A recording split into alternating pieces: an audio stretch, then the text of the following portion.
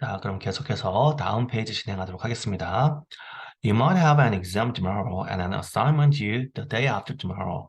그래서 may의 이제 부드러운 표현이죠. 과거 그런 건 아니고 당연히 그래서 있을 수도 있다. 이 정도 해석을 해야 되겠죠. 그래서 have an exam tomorrow. 내일 시험을 가지고 시험이 있을 수도 있고 또 뭐가 있을 수도 있어요. An assignment due.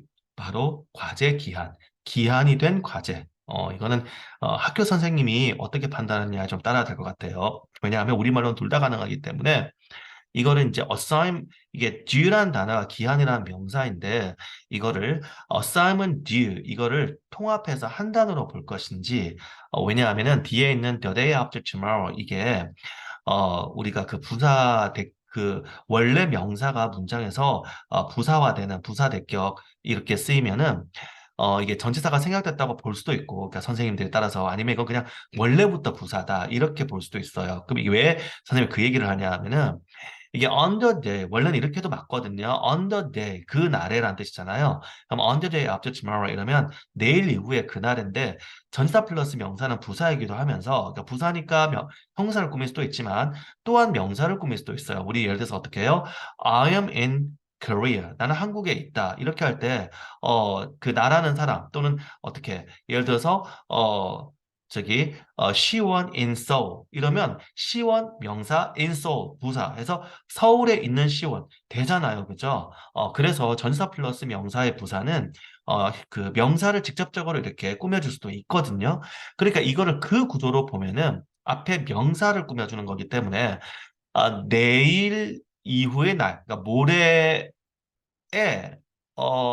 모레에, 자, 숙제의 기한을 가지다. 이렇게 볼 수도 있고, 구조를. 어떤 분은 이거를 이렇게 볼 수도 있어요. The day after tomorrow를 그냥, 그 전치사가 있는 게 아니라, 아까 말씀드린 부사 대격으로, 얘는 사전에서는 명사지만, 우리 today, tomorrow, 뭐 이런 단어들 있죠, 그죠? 사전에서는 명사지만 문장에서 부사로 쓰이게 가능한, 즉, 명사와 부사가 다 가능한, today is the special day. 오늘은 특별한 날이다. 이때는 명사이고요. this is the special day today. 이때는 today란 말이 뜻은 똑같지만 부사입니다. 그러면은 그 타고난 부사는 명사를 바로 못 꾸며요. 그러면 얘 앞에 있는 due를 얘가 꾸며주려면은 due가 명사가 되면 안 되는 거거든요. 그럴 때 due가 뭐냐 하면은 이게 기한이 된이라는 형용사도 돼요. 그러면은 어떻게 돼요? 명사, 형용사, 부사. 우리가 분사를 배웠을 때 왜 분사가 동관어가 있으면 명사 뒤로 가서 후치수식을 하죠. 그 구조로 설명할 수도 있어요. 세 가지 경우를 수가 있는데 두 가지는 이거고 세 번째는 학교 선생님이 이거 전혀 안 중요하니까 설명 안 하고 넘어간다. 그럼 신경 안 써도 되겠죠, 그죠? 해석은 왜냐면 뜻에는 별 차이가 없기 때문에 그래요. 그러니까 어법 문제 이렇게 구조를 파악해서 어떤 어법으로 이렇게 하는 게 아니라면은 해석에는 뭐 기한이 되니나 기한이나 왜냐면 한국말에서는 결국 해석하면은 그냥 기한이다 이렇게 해석이 돼버리기 때문에 우리나라 말은 그 수어에 명사, 형용사, 동사가 다 가능하다 보니까 별 상관이 없죠, 그죠? 그래서 자 모레가 기한인 과제 또는 과제의 기한이 모레인 뭐 차이 있나요? 그 차이밖에 없는 거라서 그렇게 이해하고 넘어가면 되겠습니다. 어쨌든 자 다시 한번 보면은 참고로 선생님은 이걸 그냥 명사로 보는 쪽이에요. 왜냐하면 그 병렬 구조 때문에 앞뒤가 같아야 되고 그러니까 이걸 그냥 그렇게 보는 게 낫지 않을까. 앞쪽이 명사니까 뒤쪽도 명사. 선생님 그렇게 생각하는데 어쨌든 지금 미리 선생님이 다 설명을 했습니다. 이거 여러 가지 경우가 있을 수 있다. 자, 그래서 내일 시험이 있고 그리고 모레 과제 기한일 수도 있다. might니까 일지도 모른다. 이렇게 되겠습니다. 자, 다음 문장. The danger signs are almost always on, and the stress hormones stay in your body and build up. 자, 이때는 sign이 명사예요. sign은 동사도 되고 명사도 되죠. 위험 신호 이렇게 됩니다. 그러면 are on 해서 be on 켜져 있다 이런 거죠. 그래서 위험 신호가 almost always 거의 항상 켜져 있다 이렇게.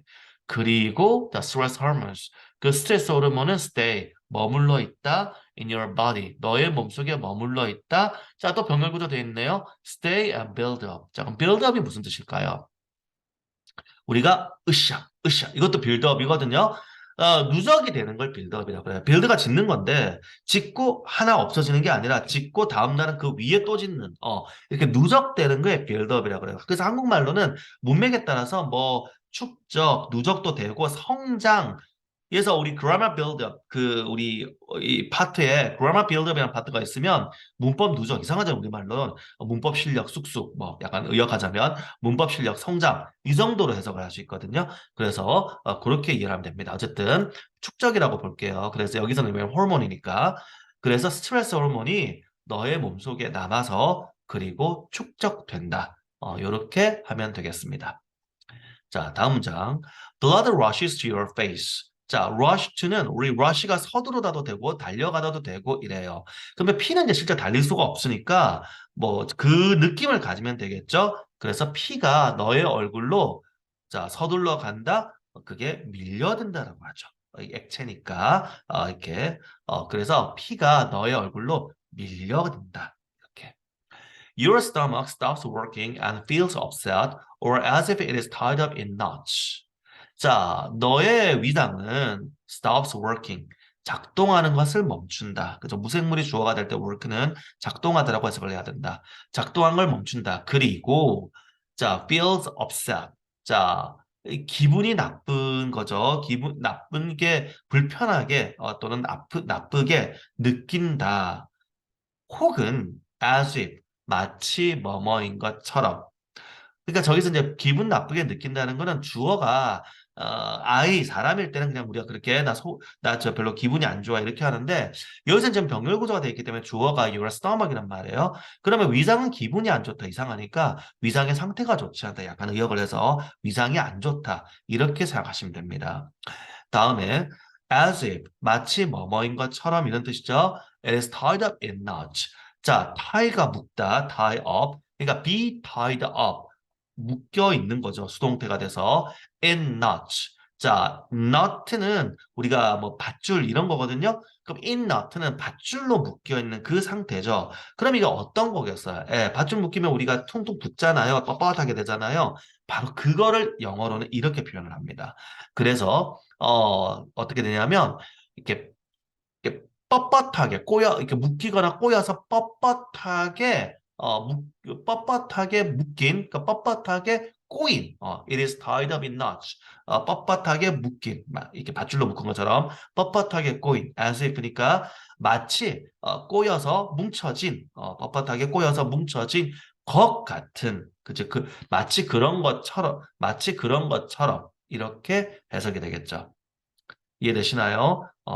쉽진 않죠. 이게 대충은 알겠는데 한국말로 하려면은 좀 애매한 구석이 있기도 해요. 이게 또 지금 이제 고등학교 2학년 이 정도 교과서가 되니까 한국말로 딱딱 떨어지지 않는 이런 문장들도 지금 계속해서 나오게 됩니다.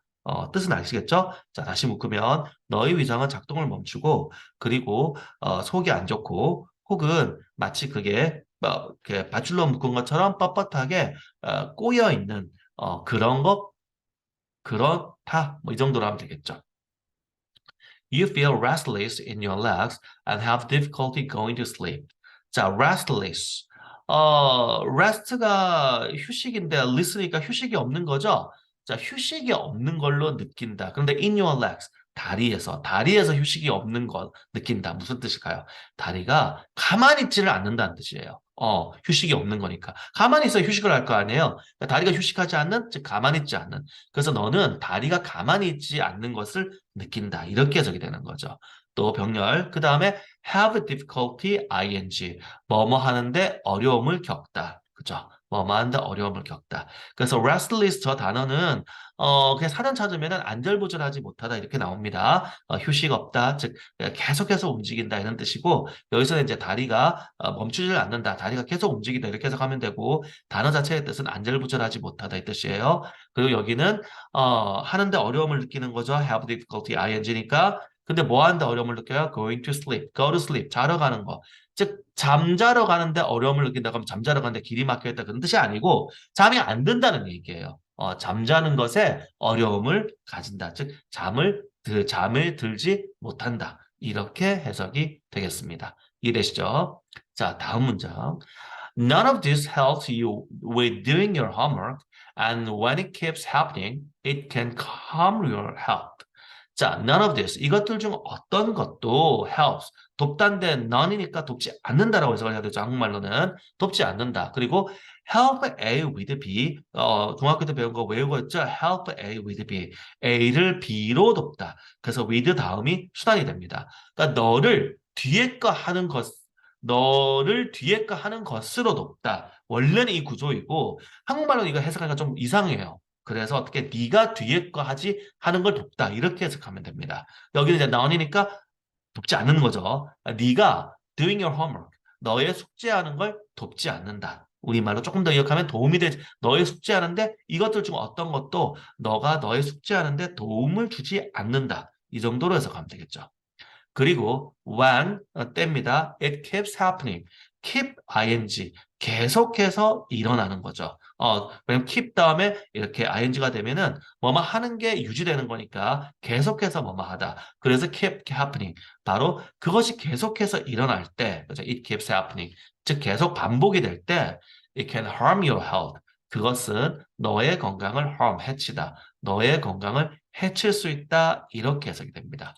괜찮죠? 자, 그러면 이렇게 또 본문 살펴봤고요. 잠시 쉬었다가 계속해서 다음 페이지 진행하도록 하겠습니다.